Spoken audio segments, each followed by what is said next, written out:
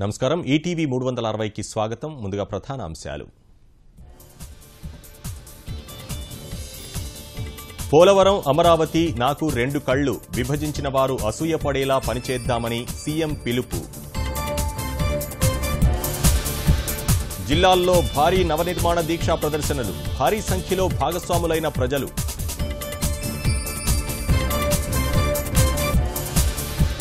రాష్ట్రంలోని 13 జిల్లాల్లో త్వరలో పాస్పోర్ట్ సేవా కేంద్రాలు జారీ విధానాన్ని సరళతరం చేశామన్న వెంకయ్య విశాఖ జిల్లాలో భూదందాపై అయ్యన్న సంచలన వ్యాఖ్యలు కబ్జాదారులను తరిమికొట్టాలని ప్రజలకు పిలుపు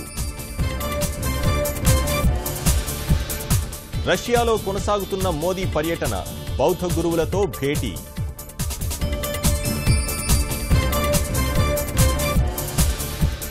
ప్యారిస్ ఒప్పందం నుంచి వైదొలుగుతున్నట్లు అమెరికా ప్రకటన ట్రంప్ నిర్ణయంపై సర్వత్రా తీవ్ర వ్యతిరేకత